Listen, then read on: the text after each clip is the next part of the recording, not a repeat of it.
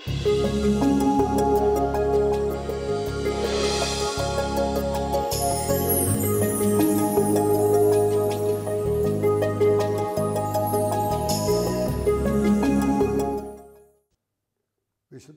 മത്തായി എഴുതിയ സുവിശേഷം 6-ാം അധ്യായം 19 മുതൽ 21 വരെയുള്ള തിരുവചനങ്ങൾ. ഭൂമിയിൽ നിക്ഷേപം കരുതി വയ്ക്കരുത്. തുരുമ്പും കീടങ്ങളും അവ നശിപ്പിക്കും. കള്ളന്മാർ തുരന്ന് മോഷ്ടിക്കും. എന്നാൽ സ്വർഗത്തിൽ നിങ്ങൾക്കായി നിക്ഷേപങ്ങൾ കരുതി വയ്ക്കുക. അവിടെ തുരുമ്പും കീടങ്ങളും അവ നശിപ്പിക്കുകയില്ല. കള്ളന്മാർ മോഷ്ടിക്കുകയുമില്ല. നിങ്ങളുടെ നിക്ഷേപം എവിടെയോ അവിടെയായിരിക്കും നിങ്ങളുടെ ഹൃദയവും. മിശിഹായിൽ പ്രിയ സഹോദരീ സഹോദരന്മാരെ, സൽക്കർമ്മങ്ങളുടെയും മതാനുഷ്ഠാനങ്ങളുടെയും ലക്ഷ്യം മനുഷ്യരുടെ പ്രശംസ പിടിച്ചുപറ്റുകയാകരുത്. അത്തരം മതാത്മകത മനുഷ്യനെ ദൈവത്തിലേക്ക് അടുപ്പിക്കുന്നില്ല. ദൈവവുമായി ബന്ധപ്പെടാതെ ചെയ്യുന്ന പ്രവർത്തനങ്ങൾക്ക് ദൈവത്തിൽ നിന്ന് പ്രതിഫലം പ്രതീക്ഷിക്കുവാൻ ആവില്ല. യഹൂദ നേതൃത്വത്തിൻ്റെ കപടതയാണ് പൊതുവായി ഈശോ ചോദ്യം ചെയ്യുന്നത്. ധർമ്മദാനം, പ്രാർത്ഥന, ഉപവാസം എന്നീ സുഹൃതങ്ങൾ അഭ്യസിക്കുമ്പോൾ യഹൂദ നേതൃത്വം അവരുടെ കാപട്യം മൂലം യേശുവിൻ്റെ രൂക്ഷമായ വിമർശനം ഏറ്റുവാങ്ങി. ഈ 3 പ്രവൃത്തികളുടെയും സ്വാഭാവികമായ ലക്ഷ്യങ്ങളും യഹൂദരുടെ ഉദ്ദേശ ലക്ഷ്യങ്ങളും തമ്മിൽ പൊരുത്തപ്പെടുന്നില്ല. ഇതിലാണ് യേശു അവരെ കുറ്റപ്പെടുത്തുന്നത്. ധർമ്മദാനം, പ്രാർത്ഥന, ഉപവാസം ഇവ 3 ഏറെ ശ്രേഷ്ഠമായ ഒന്നാണ്. ധർമ്മദാനത്തിലൂടെ ദൈവം നമുക്ക് നൽകിയിട്ടുള്ളത് നമ്മെപ്പോലെ ജീവിക്കുവാൻ അവകാശമുള്ള മറ്റുള്ളവർക്ക് ഇല്ലാത്തത് പകർന്നു കൊടുക്കുക നമ്മുടെ കടമയാണ്. ദൈവം നൽകാത്തതായി ഒന്നും നമുക്കില്ല. സ്വന്തമായി ഒന്നുമില്ല. സർവ്വതും നിൻ്റെ ദാനമേകുവാൻ ദൈവം നൽകുന്ന അവസരമാണ് അത്. പ്രാർത്ഥിക്കുമ്പോൾ കപടനാട്യക്കാരെ പോലെ പ്രാർത്ഥിക്കരുത്. നിൻ്റെ മുറിയിൽ കടന്ന് സ്വർഗസ്ഥനായ പിതാവിനോട് പ്രാർത്ഥിക്കുക. ഉള്ളതും ഉള്ളും അറിയുന്ന തമ്പുരാൻ നിൻ്റെ പ്രാർത്ഥന കേൾക്കും. മറ്റുള്ളവർ കാണുന്നതിനു വേണ്ടി, അവരെ കാണിക്കുന്നതിനു വേണ്ടി ബാഹ്യമായ ആചാര അനുഷ്ഠാനങ്ങളിൽ ഒതുങ്ങി നിന്നുകൊണ്ടുള്ള പ്രാർത്ഥനയാണ് നാം നിർവഹിക്കുന്നതെങ്കിൽ ആത്മീയമായ അർത്ഥം അതിനില്ല എന്നുള്ള സൂചനയാണ് തമ്പുരാൻ നൽകുന്നത്. അതേപോലെ ഉപവസിക്കുമ്പോൾ ദൈവത്തോട് ഒത്തുവസിക്കുന്ന ഒരനുഭവമായിരിക്കണം. അവിടെ മറ്റുള്ളവർ കാണുന്നതിന് വേണ്ടി മുഖം വികൃതമാക്കി കീറിയ വസ്ത്രമൊക്കെ ധരിച്ച് നാം ഉപവസിക്കുന്നു എന്ന് മറ്റുള്ളവർ അറിയുന്നതിന് വേണ്ടിയുള്ള പ്രവർത്തനമാണെങ്കിൽ അതുകൊണ്ട് യാതൊരു പ്രയോജനവും ഇല്ല. അതുകൊണ്ട് ഈ 3 കാര്യങ്ങളുടെയും സ്വാഭാവികമായ ലക്ഷ്യങ്ങളും യഹൂദരുടെ ഉദ്ദേശ ലക്ഷ്യങ്ങളും തമ്മിൽ പൊരുത്തപ്പെടുന്നില്ല എന്ന് കാണുമ്പോഴാണ് യേശു തമ്പുരാൻ അതിനെ നിശിതമായി വിമർശിക്കുന്നത്. മനുഷ്യർ സൽപ്രവർത്തികൾ ചെയ്യുന്നത് സഹോദരങ്ങളുടെ നന്മയ്ക്കും ദൈവത്തിൻ്റെ മഹത്വത്തിനും വേണ്ടിയായിരിക്കണം. സഹോദരങ്ങൾ, എൻ്റെ അമ്മയുടെ ഉദരത്തിൽ നിന്ന് പിറന്നവർ എൻ്റെ സഹോദരങ്ങളാണ്. സഭയുടെ ഉദരത്തിൽ നിന്ന് പിറന്ന മക്കൾ സഭാ സഹോദരങ്ങളാണ്. ഭാരത അമ്മയുടെ ഉദരത്തിൽ നിന്ന് പിറന്ന ഭാരതീയർ നമ്മുടെ സഹോദരങ്ങളാണ്. ആ ഒരു മനോഭാവത്തോടു കൂടി നാം സഹോദരങ്ങളുടെ നന്മയ്ക്കും, കാണപ്പെടുന്ന സഹോദരനെ സ്നേഹിക്കാത്തവന് കാണപ്പെടാത്ത ദൈവത്തെ സ്നേഹിക്കാൻ സാധ്യമല്ല. അപ്പോൾ കാണപ്പെടുന്ന സഹോദരനെ സ്നേഹിച്ചുകൊണ്ട്, അവനെ സഹായിച്ചുകൊണ്ട്, ശുശ്രൂഷിച്ചുകൊണ്ട് നാം ജീവിക്കുമ്പോൾ അതായിരിക്കും ദൈവമഹത്വത്തിനായിട്ട് നാം ചെയ്യുന്ന പ്രവർത്തികൾ. അങ്ങനെയുള്ള പ്രവർത്തികളാൽ ദൈവത്തെ മഹത്വപ്പെടുത്തുവാൻ നമുക്ക് സാധിക്കണം എന്നുള്ളതാണ് ഈ ധർമ്മദാനത്തിൻ്റെയും പ്രാർത്ഥനയുടെയും ഉപവാസത്തിൻ്റെയും ഒക്കെ അർത്ഥം എന്ന് മനസ്സിലാക്കി പ്രവർത്തിക്കുവാൻ നമുക്ക് കഴിയണം.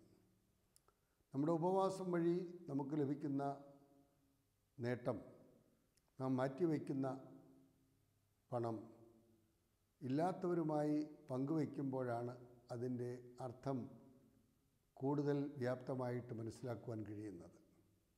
അല്ലാതെ ഒരു ദിവസം ഉപവസിച്ച് രണ്ടാം ദിവസം അതിലിരട്ടി പണം ചെലവഴിച്ച് നാം കൂടുതൽ ഭക്ഷണം കഴിക്കുന്നതിലല്ല, ഏതാനും ദിവസങ്ങളിലെ ഭക്ഷണം മാറ്റിവെച്ചിട്ട് പിന്നീട് അവയെല്ലാം കോമ്പൻസേറ്റ് ചെയ്ത് ഭക്ഷിക്കുന്നതിലല്ല അതിൻ്റെ അർത്ഥം അടങ്ങിയിരിക്കുന്നത്.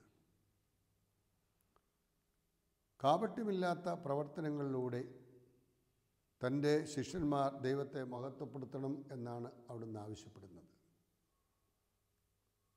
കപടതയും വഞ്ചനയും നിറഞ്ഞു നിൽക്കുന്ന ഈ ലോകത്തിൽ ഉള്ളതും ഉള്ളും അറിയുന്ന തമ്പുരാൻ്റെ മക്കളാണ് നാം ഓരോരുത്തരും. ധർമ്മദാനം യഹൂദരുടെ ഇടയിൽ നിലവിലിരുന്ന വലിയ ഒരു ജീവകാരുണ്യ പ്രവർത്തനമായിട്ടാണ് കണ്ടിരുന്നത്. അതുവഴി ദൈവത്തിൽ നിന്ന് ഏത് കാര്യവും നേടിയെടുക്കാം എന്നുള്ള ഒരു ചിന്താഗതിയായിരുന്നു അവർക്ക് ഉണ്ടായിരുന്നത്. ധർമ്മദാനം ചെയ്യുന്നത് പരസ്യമാക്കുന്ന ശൈലി യഹൂദരുടെ ഒരു പ്രത്യേകതയായിരുന്നു. മനുഷ്യനെ സഹായിക്കാനെന്ന വ്യാജേന സ്വന്തം താല്പര്യങ്ങൾ നേടിയെടുക്കുന്നതിന് വേണ്ടി നടത്തുന്ന ശ്രമമായിട്ടാണ് കപട നാട്യമായി യേശു അതിനെ ചിത്രീകരിക്കുന്നത്. മനുഷ്യൻ എപ്പോഴും ആഗ്രഹിക്കുക തൻ്റെ ഹൃദയത്തെ സന്തോഷിപ്പിക്കുന്ന സമ്പാദ്യമാണ്. സമ്പാദ്യം നാം ശേഖരിച്ചു വയ്ക്കുമ്പോൾ നാളെയെക്കുറിച്ചുള്ള ആകുലതയിൽ നിന്നാണ് നാം സമ്പാദ്യങ്ങൾ നേടിയെടുക്കുവാൻ പരിശ്രമിക്കുന്നത്. എന്നാൽ അത് ശാശ്വതമായി നിലനിൽക്കുന്ന ഒന്നല്ല എന്നുള്ളത് നമുക്കറിയാം. ഭൂമിയിൽ സമ്പാദ്യങ്ങൾ ഉണ്ടാക്കുമ്പോൾ ലക്ഷ്യം ഭാവിയെക്കുറിച്ചുള്ള മനുഷ്യൻ്റെ മനസ്സിൻ്റെ ചിന്തയാണ്. എന്നാൽ ഈ കണക്കുകൂട്ടലുകളൊക്കെ അടിസ്ഥാനരഹിതമാണെന്ന് അനുദിന ജീവിതം നമ്മെ ഓർമ്മിപ്പിക്കുന്നു. അതാണ് യേശു തമ്പുരാൻ നൽകുന്ന മുന്നറിയിപ്പും. ഭൂമിയിലെ സമ്പാദ്യം ദൈവാനുഗ്രഹത്തിൻ്റെ അടയാളമായി കരുതിയിരുന്ന യഹൂദർക്ക് ഭൂമിയിലെ നിക്ഷേപവും സ്വർഗത്തിലെ നിക്ഷേപവും തമ്മിലുള്ള യഥാർത്ഥ അന്തരം മനസ്സിലാക്കുവാൻ കഴിഞ്ഞില്ല. അവർ ഭൂമിയിൽ നിക്ഷേപം കരുതി വയ്ക്കുമ്പോൾ സ്വർഗത്തിൽ അവർക്ക് നിക്ഷേപം സൂക്ഷിക്കുവാൻ സാധിക്കുന്നുണ്ടോ, കരുതുവാൻ സാധിക്കുന്നുണ്ടോ? ഭൂമിയിൽ നിക്ഷേപം കരുതി വയ്ക്കുമ്പോൾ ദൈവത്തെ മറന്ന് തങ്ങൾക്ക് എല്ലാം ആകും എന്നുള്ള ഒരു ചിന്താഗതിയിൽ ധനം ശേഖരിച്ചു വയ്ക്കുവാനുള്ള വെമ്പലിലാണ് മനുഷ്യൻ. ഭൂമിയിലെ സമ്പാദ്യങ്ങളെല്ലാം കടന്നു പോകും. നാം ഈ ലോകത്തിലേക്ക് വന്നപ്പോൾ ഒന്നും കൊണ്ടുവന്നില്ല. ഈ ലോകത്തെ വിട്ട് പോകേണ്ടവരാണ്. പോകുമ്പോൾ നമുക്കാർക്കും ഒന്നും കൊണ്ടുപോകാനും ആവില്ല. ഇന്ന് നമുക്കെന്തുണ്ടോ അത് ഇന്നലെ മറ്റാരുടെയൊക്കെ ആയിരുന്നു. നാളെ അത് മറ്റാരോ ഒക്കെ ഉപയോഗിക്കേണ്ടതാണ്. അപ്പോൾ സ്വന്തമായി ഒന്നുമില്ല, സർവ്വതും ദൈവത്തിൻ്റെ ദാനമാണ്.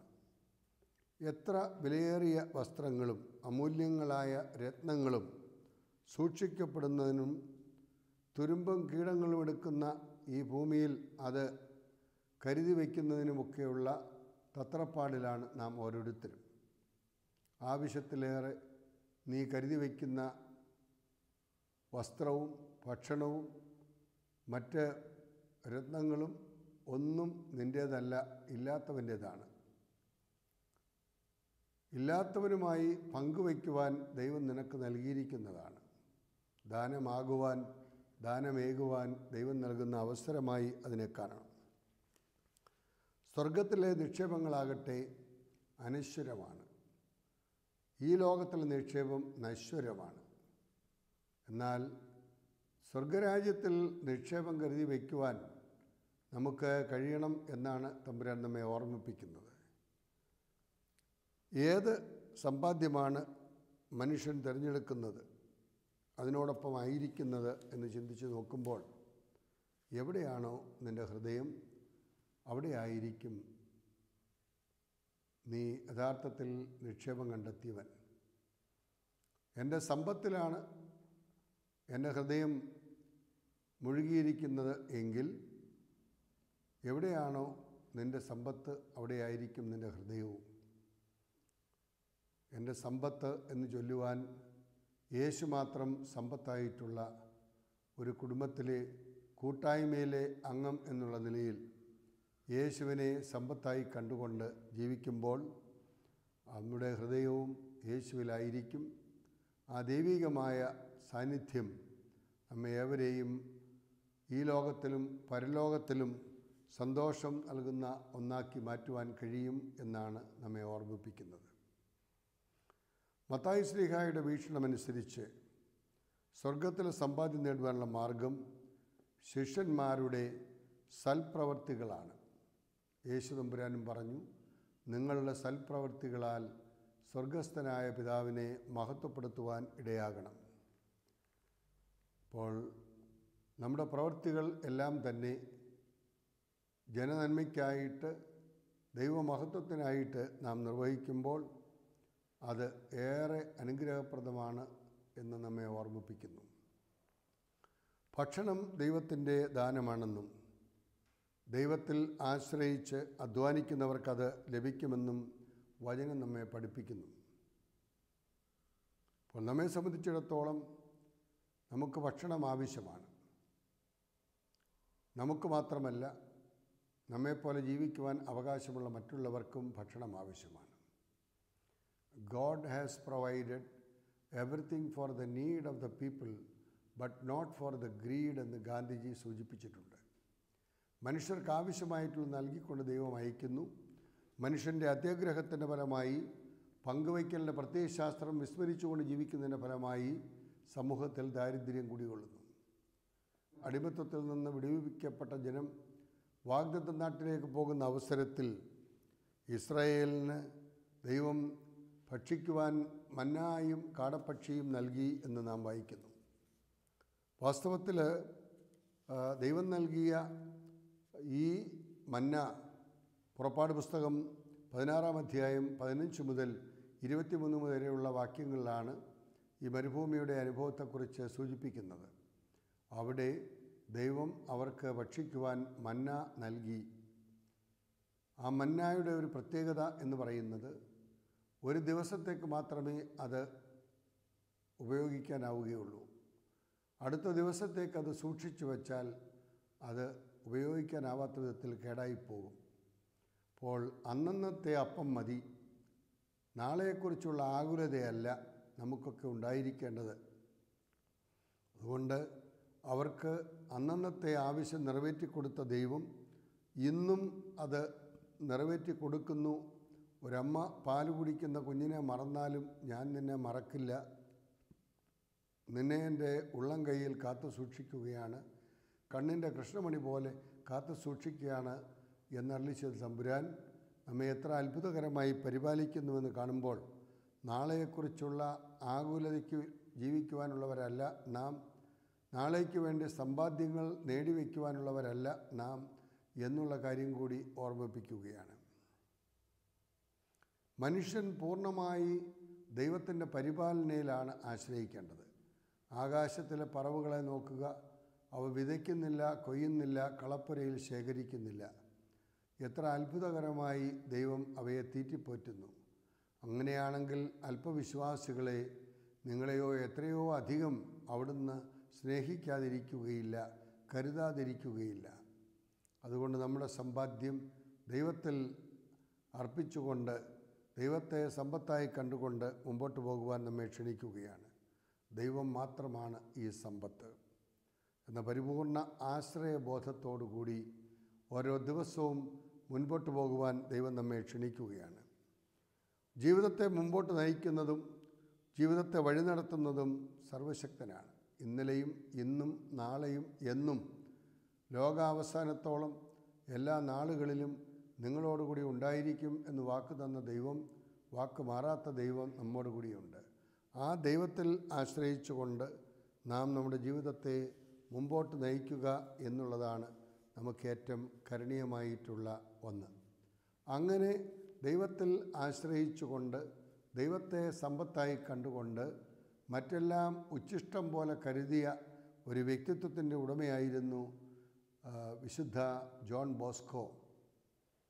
പാവങ്ങളുടെ ഇടയിൽ ദൈവത്തിൻ്റെ സാന്നിധ്യമായി ജീവിക്കുകയും പാവപ്പെട്ട കുട്ടികളെ ദൈവത്തിൻ്റെ ജീവിക്കുന്ന ആലയങ്ങളായി കണ്ടുകൊണ്ട് അവരെ സംഘടിപ്പിക്കുകയും അവരുടെ കഴിവുകളെ വളർത്തിയെടുക്കുകയും വികസിപ്പിക്കുകയും ചെയ്തുകൊണ്ട് അവരുടെ വികസനത്തിനും വിമോചനത്തിനും വേണ്ടി അവരോടൊപ്പം നിന്നുകൊണ്ട് പ്രവർത്തിച്ച ഒരു വ്യക്തിത്വത്തെയാണ് വിശുദ്ധ ജോൺ ബോസ്കോയിൽ നമുക്ക് കാണാൻ കഴിയുന്നത്. ഇറ്റലിയിലെ പിയമോണ്ട് എന്ന സ്ഥലത്ത് ബെച്ചി എന്ന ഗ്രാമത്തിലാണ് അദ്ദേഹം ജനിക്കുന്നത്. 1815 ഓഗസ്റ്റ് മാസം 18-ാം തീയതി. അദ്ദേഹത്തിൻ്റെ മാതാപിതാക്കൾ ഫ്രാൻസിസ്കോയും മാർഗരറ്റുമായിരുന്നു. അദ്ദേഹത്തിന് 2 സഹോദരന്മാരുണ്ടായിരുന്നു, അന്തോണിയോയും ജോസഫും. ഡോൺ ബോസ്കോ ചെറുപ്രായം മുതൽ തന്നെ ആരോഗ്യവാനും ഊർജ്ജസ്വലനും ബുദ്ധിശാലിയുമായിരുന്നു. ഈ 3 സവിശേഷതകളും, നല്ല ആരോഗ്യമുള്ള ഒരു ചെറുപ്പക്കാരൻ, അതേപോലെ ഊർജ്ജസ്വലതയോടുകൂടി എപ്പോഴും പ്രവർത്തനോന്മുഖനായി നിൽക്കുന്ന ഒരു വ്യക്തി, മൂന്നാമതായിട്ട് നല്ല ബുദ്ധിശാലിയായിരുന്നു. കാര്യങ്ങൾ മനസ്സിലാക്കുവാൻ, അത് മറ്റുള്ളവർക്ക് പറഞ്ഞു കൊടുക്കുവാൻ ഉള്ള കഴിവ് ഉള്ള ആളായിരുന്നു. വളരെ ചെറുപ്പത്തിൽ തന്നെ അദ്ദേഹത്തിൻ്റെ പിതാവ് ഈ ലോകത്തെ വിട്ട് കടന്നുപോയി. വൃദ്ധയായ അമ്മ, പറക്കമുറ്റാത്ത കുഞ്ഞുങ്ങൾ, ഫലഭൂയിഷ്ടിയില്ലാത്ത മണ്ണ്, സാമ്പത്തിക ഞെരുക്കം,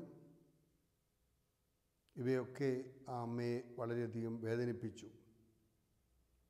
മെച്ചമായ വിദ്യാഭ്യാസം അമ്മയ്ക്കില്ലായിരുന്നു. എങ്കിലും ദൈവം നൽകിയ ദാനങ്ങളായ 3 മക്കൾക്കും ആ അമ്മ നൽകിയ സംഭാവന എന്ന് പറയുന്നത് കൃത്യനിഷ്ഠയോടുകൂടി ജീവിക്കുവാൻ കഴിയണം. ഓരോ കാര്യങ്ങളും വളരെ കൃത്യനിഷ്ഠയോടുകൂടി തങ്ങളുടെ കടമകൾ ദൈവം മുമ്പാകെ, മനുഷ്യരുടെ മുമ്പാകെ, മനസാക്ഷിയുടെ മുമ്പാകെ, ഈ പ്രപഞ്ചത്തിൻ്റെ മുമ്പാകെ കൃത്യമായി നിർവഹിക്കുന്നവരായിരിക്കണം എന്നുള്ള ഒരാഗ്രഹം ആ അമ്മയ്ക്കുണ്ടായിരുന്നു. അങ്ങനെയാണ് മക്കളെ വളർത്തിയത്. രണ്ടാമതായിട്ട് ജീവിത ലാളിത്യത്തിൽ അവരെ വളർത്തി. പലപ്പോഴും നാം കാണുന്നത് ലളിത ജീവിതം നയിക്കുവാൻ താല്പര്യമില്ലാത്ത കുഞ്ഞുങ്ങളെയാണ്. എന്നാൽ ഇവിടെ ജോൺ ബോസ്കോയുടെ ജീവിതത്തിൽ വളരെ ലളിതമായ ഒരു ജീവിതമായിരുന്നു അദ്ദേഹം നയിച്ചിരുന്നത്. ഇതിനെല്ലാം ശക്തി ലഭിച്ചിരുന്നത് അമ്മയുടെ പ്രാർത്ഥനാ ചൈതന്യമാണ്. കുഞ്ഞുങ്ങളെ പ്രാർത്ഥനാശീലത്തിൽ അമ്മ വളർത്തി. ദൈവത്തെ അബ്ബാ, പിതാവേ എന്ന് വിളിച്ചു പ്രാർത്ഥിക്കുവാൻ, തങ്ങളുടെ ആവശ്യങ്ങൾ ദൈവസന്നിധിയിൽ സമർപ്പിക്കുവാൻ, നന്മയ്ക്ക് വേണ്ടി ചെയ്യുന്ന നന്മ സ്വരൂപിയായ ദൈവത്തിൽ ആശ്രയിച്ചുകൊണ്ട് മുമ്പോട്ട് പോകുവാനുള്ള പരിശീലനമാണ് അമ്മ മക്കൾക്ക് നൽകിയത്. ചെറുപ്രായത്തിൽ തന്നെ വീട്ടിലെ ചെറിയ ജോലികളെല്ലാം ചെയ്ത് ബാലനായ ജോൺ തന്നാൽ ആവുന്ന വിധം അമ്മയെ സഹായിക്കുന്നു എന്ന് നമുക്ക് കാണാൻ കഴിയുന്നുണ്ട്. ഓരോ പ്രവർത്തനങ്ങളും ദൈവത്തോട് ചേർന്ന് സഹകരിച്ചുകൊണ്ട് കാണപ്പെടുന്ന ദൈവങ്ങളായ മാതാപിതാക്കളോടും നമ്മെപ്പോലെ ജീവിക്കുവാൻ അവകാശമുള്ള കുടുംബത്തിലെ മറ്റ് അംഗങ്ങളോടും ചേർന്ന് നാം നിർവഹിക്കുമ്പോൾ അത് ഈശ്വര ആരാധനയായി മാറുകയാണ്. നമ്മുടെ കടമകൾ അഭംഗുരമായി നിറവേറ്റിക്കൊണ്ട് നാം ജീവിക്കുമ്പോൾ അവിടെയെല്ലാം നാം കണ്ടുവരുന്നത് ദൈവമഹത്വമാണ്. യഹോവയായ ദൈവം തൻ്റെ മക്കൾ അധ്വാനിച്ച് ജീവിക്കണം എന്ന് ആവശ്യപ്പെടുന്നതായി കാണുന്നുണ്ട്. നിന്നെ നെറ്റിയിലെ വിയർപ്പ് കൊണ്ട് നീ അപ്പം ഭക്ഷിക്കണമെന്ന് ആദത്തോട് കൽപ്പിച്ച ആ കൽപ്പന അധ്വാനത്തെ അഭിമാനമായി കണ്ടുകൊണ്ട് മാത്രമേ നമുക്ക് അഭിവൃദ്ധി ഉണ്ടാവുകയുള്ളൂ എന്നുള്ള സത്യം നമ്മെ ഓർമ്മിപ്പിക്കുകയായിരുന്നു. തിരുക്കുടുംബത്തിലാണെങ്കിലും വിശുദ്ധ യൗസേപ്പ് അധ്വാനിച്ച് പരിശുദ്ധ കന്യകമറിയത്തെയും ബാലനായ യേശുവിനെയും വളർത്തി എന്ന് കാണുമ്പോൾ അവിടെയാണ് നാം ഓരോരുത്തരും നമ്മുടെ അധ്വാനത്തെ ഫലദായകമാക്കുന്നത്. അതിനുള്ള അനുഗ്രഹമാണ് ദൈവത്തോട് നമ്മൾ പ്രാർത്ഥിക്കേണ്ടത്. 1825 5 വയസ്സുള്ളപ്പോൾ വിശുദ്ധ ജോണിന് ഒരു ദർശനമുണ്ടായി. ആ ദർശനം എന്ന് പറയുന്നത് ഒരുപറ്റം യുവാക്കൾ തൻ്റെ ചുറ്റും നിൽക്കുന്നു. അവരെ കരുതലോടെ നയിക്കുന്ന ഒരു രംഗം, സൗമ്യതയോടുകൂടി കരുതലോടുകൂടി അവരെ സ്നേഹിക്കുന്ന, അവരെ കൂടെ നിർത്തുന്ന ഒരു വ്യക്തിയായിട്ട് താൻ നിൽക്കുന്നു എന്നുള്ളതാണ് അദ്ദേഹം കണ്ട ആ ദർശനം. അത് പിറ്റേ ദിവസം അമ്മയോട് പറയുകയാണ്, എനിക്കൊരു വൈദികനാകണം, അനേകർക്ക് നേതൃത്വം കൊടുക്കുവാൻ, അവരെ നല്ല വഴിയിലൂടെ നയിക്കുവാൻ തീവ്രമായി ആഗ്രഹിച്ചുകൊണ്ട് അമ്മയോട് പറയുകയാണ്, എനിക്ക് ഒരു വൈദികനാകണം. മതപഠനത്തിൽ ഏറെ ഉത്സാഹം കാണിക്കുന്നുണ്ടായിരുന്നു. 10ാമത്തെ വയസ്സിൽ അദ്ദേഹം ആദ്യ കുർബാന സ്വീകരിച്ച് ദിവ്യകാരുണ്യ ഭക്തനായിട്ട് മാറുകയാണ്.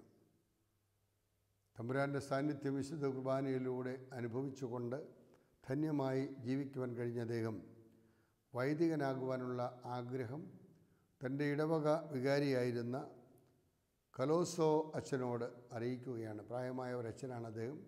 അദ്ദേഹത്തോട് ഈ ആഗ്രഹം പ്രകടിപ്പിക്കുകയാണ്. ഉപരിപഠനത്തെക്കുറിച്ച് ചിന്തിക്കുമ്പോൾ തൻ്റെ കൃഷിസ്ഥലങ്ങളിൽ സഹായിച്ചാൽ മതി എന്ന് സഹോദരൻ പറയുകയാണ്. നീ ഉപരിപഠനത്തിനൊന്നും പോകണ്ട, എന്നുള്ള സാമ്പത്തികം നമുക്കില്ല, അതുകൊണ്ട് നീ ഒരു കാര്യം ചെയ്യുക, എന്നോടൊപ്പം കൃഷിഭൂമിയിൽ അധ്വാനിക്കുക എന്ന് പറഞ്ഞ് സ്വന്തം സഹോദരൻ അദ്ദേഹത്തെ നിരുത്സാഹപ്പെടുത്തുകയാണ് വൈദികനാകുവാൻ ആഗ്രഹിച്ചു വരുന്ന ജോൺ ബോസ്കോയെ. എന്നാൽ ആ വികാരിയച്ഛൻ വളരെ കരുതലോടുകൂടി അത് മനസ്സിലാക്കിക്കൊണ്ട് അദ്ദേഹത്തിൻ്റെ നിർദ്ദേശമനുസരിച്ച് രാവിലെ വൈദിക ജീവിതത്തെക്കുറിച്ച് പഠിക്കുവാനും ഉച്ച കഴിഞ്ഞ് സഹോദരനോടൊപ്പം കാർഷിക മേഖലയിൽ ജോലി ചെയ്ത് കുടുംബത്തെ സംരക്ഷിക്കുവാനുമുള്ള ബദ്ധപ്പാടിലായിരുന്നു ജോൺ ബോസ്കോ. പഠിക്കുവാൻ സമർത്ഥനായിരുന്ന അദ്ദേഹം സഹോദരൻ്റെ അസഹിഷ്ണുതയും പീഡനവും നിമിത്തം അവിടം വിട്ടു പോകേണ്ടതായ ഒരു സാഹചര്യം ഉണ്ടാവുകയാണ്. ഒരു ബാഗ് നിറയെ പുസ്തകങ്ങളുമായി അഭയാർത്ഥിയെപ്പോലെ വീട് വിട്ടിറങ്ങുന്ന ജോൺ ബോസ്കോ 1829 14ാമത്തെ വയസ്സിൽ പുസ്തകവുമായി ഇറങ്ങിപ്പുറപ്പെടുന്ന അദ്ദേഹം സാത്വികനായ ലൂയിജി മൊഗ്ലിയോ എന്ന ആ വ്യക്തിയുടെ ഭവനത്തിൽ അദ്ദേഹത്തിന് അഭയം നൽകുകയും അവിടെ പഠിക്കുന്നതിനും പ്രവർത്തിക്കുന്നതിനുമുള്ള സ്വാതന്ത്ര്യം കൊടുക്കുകയും ചെയ്തു. അതിനുശേഷം കുർബാനയും അതിനോടുള്ള ഭക്തിയും യുവജനങ്ങളെ സംഘടിപ്പിക്കുവാനുള്ള തീവ്രമായ ആഗ്രഹവുമൊക്കെയായി അദ്ദേഹം പള്ളിയുമായി ബന്ധപ്പെട്ട് പ്രവർത്തനങ്ങൾ കാഴ്ചവെക്കുകയാണ് ഉണ്ടായത്. സഹപാഠികൾക്ക് സഹായം നൽകുന്നതിന് ഏത് സമയത്തും അതിന് തയ്യാറായി നിൽക്കുന്ന ഒരു ജോൺ ബോസ്കോയെ നാം കാണുകയാണ്. നല്ല ക്രിസ്ത്യാനിക്ക് ഉചിതമായ രീതിയിലുള്ള അടുക്കും ചിട്ടയുമായി പ്രവർത്തിച്ച അദ്ദേഹം വൈകുന്നേരങ്ങളിൽ സുഹൃത്തുക്കളുടെ ഭവനങ്ങൾ സന്ദർശിച്ചുകൊണ്ട് പ്രാർത്ഥിച്ചുകൊണ്ട് വചനം പങ്കുവെച്ചു കൊടുത്തുകൊണ്ട് ഒക്കെ ജീവിച്ചു. അവരുടെ സംഘത്തിന് അദ്ദേഹം സൊസൈറ്റി ഓഫ് ജോയ് എന്ന പേര് നൽകി അങ്ങനൊരു സംഘടന രൂപീകരിച്ചുകൊണ്ട് പ്രവർത്തിക്കുകയായിരുന്നു.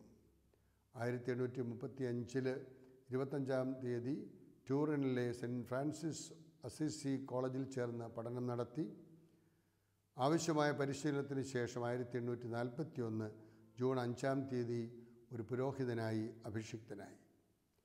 അഭിഷേകത്തിന് ശേഷം അദ്ദേഹം ടൂറിലെ കോൺവിറ്റോ എന്ന വൈദിക കോളേജിൽ ജോലി ലഭിച്ചു. അവിടെ വൈദിക വിദ്യാർത്ഥികളെ പരിശീലിപ്പിക്കുകയായിരുന്നു. അതോടൊപ്പം തന്നെ ജോലി ചെയ്യുന്ന സ്ഥലത്തെ രോഗികൾ, അവിടുത്തെ ജയിലിൽ കഴിയുന്ന തടവറക്കാർ എന്നിവരെ സന്ദർശിക്കുവാനും ധ്യാനപ്രസംഗങ്ങൾ നടത്തുവാനും മതബോധന ക്ലാസുകൾ നടത്തുവാനുമൊക്കെയുള്ള പ്രത്യേകമായ താല്പര്യം കാണിക്കുകയും തെരുവ് കുട്ടികളെ ഓരോ ആഴ്ചയും ഒന്നിച്ചുകൂട്ടി അവർക്ക് ഒരു കൂട്ടായ്മ സ്ഥാപിച്ചുകൊണ്ട് അതിനെ ഓററ്ററി എന്നാണ് വിളിച്ചിരുന്നത്. ആഴ്ചയിൽ ഒരിക്കൽ ആ കുഞ്ഞുങ്ങളെയെല്ലാം, ആരും നോക്കാനില്ലാത്ത കുഞ്ഞുങ്ങളെ വിളിച്ചുകൂട്ടി അവർക്ക് വേണ്ട കരുതലുകളൊക്കെ നൽകി അവരുടെ കുമ്പസാരം കേട്ടു. അവർക്കായി പ്രത്യേക ദിവ്യബലി അർപ്പിച്ച് അദ്ദേഹം തെരുവ് കുട്ടികൾക്ക് യഥാർത്ഥത്തിൽ ജോലി ചെയ്യുന്ന സ്ഥലങ്ങൾ, കടകൾ എന്നിവയൊക്കെ സന്ദർശിച്ച് അവരുടെ സ്വഭാവത്തിൻ്റെ ക്രമങ്ങളെക്കുറിച്ച് നല്ല ഒരു നേതൃത്വം കൊടുക്കുവാൻ കഴിഞ്ഞു. അദ്ദേഹത്തിൻ്റെ വിദ്യാഭ്യാസ സമീപനത്തിൽ വലിയൊരു മാറ്റമുണ്ടായിരുന്നു. ശിക്ഷയ്ക്ക് അവിടെ യാതൊരു സ്ഥാനവുമില്ല. ഉത്തരവാദിത്വ ബോധം കുഞ്ഞുങ്ങൾ കൊടുക്കുവാൻ അദ്ദേഹം പരിശ്രമിച്ചു. അനുസരണക്കേടിനുള്ള സാഹചര്യങ്ങൾ ഒഴിവാക്കിക്കൊണ്ട് അദ്ദേഹം ജീവിച്ചു. യുവാക്കളെ തിരുത്തുകയും അവരുടെ ചെറിയ കഴിവുകളെ പ്രോത്സാഹിപ്പിക്കുകയും ചെയ്യുക. കഴിവുകൾ വളർന്നു വരുമ്പോൾ അവരുടെ കുറവുകൾ പരിഹരിക്കപ്പെടുന്നതായി നമുക്ക് കാണാൻ കഴിയുന്നുണ്ട്. ഒരു വിദ്യാർത്ഥിയെ മോശമായി കാണാൻ പാടില്ല. കുട്ടികൾക്ക് ആവശ്യമായ ഭക്ഷണവും പാർപ്പിടവും ഒക്കെ നൽകിക്കൊണ്ട് അവരിലുള്ള അനന്ത സാധ്യതകൾ മുന്നിൽ കണ്ടുകൊണ്ട് അവർക്ക് ചെയ്യുന്ന ശുശ്രൂഷയെ ഈശ്വരാരാധനയാക്കി മാറ്റി. അതിനുവേണ്ടി അദ്ദേഹം 1815 ജനുവരി 6 സലേഷ്യൻ സഭ സ്ഥാപിച്ചു. അതിന് സ്വർഗീയ മധ്യസ്ഥനായ വിശുദ്ധ ഫ്രാൻസിസ് സാലസിനെയാണ് പ്രതിഷ്ഠിച്ചത്. ഫ്രാൻസിസ് സാലസ് സൗമ്യതയുള്ള വാക്കുകൊണ്ട്, തൂലിക കൊണ്ടും മാതൃക കൊണ്ടും പ്രവൃത്തി കൊണ്ടും നടത്തിയ വിശ്വാസ പ്രഘോഷണങ്ങളെയെല്ലാം അദ്ദേഹം വളരെയധികം ജീവിതത്തിൽ പ്രാവർത്തികമാക്കുകയാണ് ഉണ്ടായത്. ആദ്യം നിങ്ങളെ തന്നെ കൊടുക്കുക, പിന്നെ ദൈവത്തെ കൊടുക്കുക. ആദ്യം നമ്മെ തന്നെ കൊടുത്തു കഴിയുമ്പോൾ നമ്മുടെ നല്ല പ്രവൃത്തികളിലൂടെ ദൈവത്തിൻ്റെ സാന്നിധ്യം മറ്റുള്ളവർക്ക് സംലഭ്യമാക്കി കൊടുക്കുവാൻ കഴിയും. 1871 ക്രിസ്ത്യാനികളുടെ സഹായ മറിയത്തിൻ്റെ പുത്രികളെന്ന സന്യാസിനി സഭയ്ക്ക് അദ്ദേഹം നേതൃത്വം നൽകി. 1874 സലേഷ്യൻ കോപ്പറേറ്റേഴ്സ് എന്ന പേരിൽ ചെറുപ്പക്കാരായ അൽമായർക്ക് വേണ്ടി ഒരു ഭക്ത സംഘടന സ്ഥാപിച്ചു. അവിടെ 3 കാര്യങ്ങളാണ് അദ്ദേഹത്തിൽ നമുക്ക് കാണാൻ കഴിയുന്നത്. 1 വിശുദ്ധ കുർബാനയോടുള്ള ഭക്തി, 2 ക്രിസ്ത്യാനികളുടെ സഹായമായ ദൈവമാതാവിനോടുള്ള ഭക്തി, 3 പരിശുദ്ധ പിതാവിനോടുള്ള ആദരവ്. ഈ കാര്യങ്ങളിലൂടെയെല്ലാം ജനങ്ങൾക്ക് നന്മ ചെയ്തുകൊണ്ട് അദ്ദേഹം ജീവിച്ചു. 1934 ഏപ്രിൽ 1 ഈസ്റ്റർ ദിനത്തിൽ 11 പിയൂസ് മാർപ്പാപ്പ അദ്ദേഹത്തെ വിശുദ്ധനായി പ്രഖ്യാപിച്ചു. അദ്ദേഹം മരിക്കുന്നത് 1888 ജനുവരി 21 അദ്ദേഹത്തെ 1934 പരിശുദ്ധ പിതാവ് വിശുദ്ധനായി പ്രഖ്യാപിച്ചു. പ്രിയ സഹോദരങ്ങളെ, അദ്ദേഹത്തിൻ്റെ ഈ ശുശ്രൂഷ എന്ന് പറയുന്നത് ദൈവത്തെ സമ്പത്തായി കണ്ടുകൊണ്ട് മറ്റുള്ളവരുടെ ദൈവസാന്നിധ്യം അംഗീകരിച്ചുകൊണ്ട് അവർക്ക് ചെയ്യുന്ന ശുശ്രൂഷയെ ഈശ്വരാരാധനയാക്കി മാറ്റി എന്നുള്ളതാണ്. അപ്പം നമ്മുടെ സമ്പത്ത് എവിടെയാണോ അവിടെയായിരിക്കും നമ്മുടെ ഹൃദയവും. യേശുവിനെ സമ്പത്തായി കണ്ടുകൊണ്ട് മറ്റുള്ളവരുടെ ആവശ്യങ്ങൾ അറിഞ്ഞ് അവർക്ക് ചെയ്യുന്ന ശുശ്രൂഷയെ ഈശ്വരാരാധനയാക്കി മാറ്റുവാൻ വിശുദ്ധ ജോൺ ബോസ്കോയുടെ പ്രത്യേകമായ മധ്യസ്ഥത നമുക്കേവർക്കും കോട്ടയായിരിക്കട്ടെ.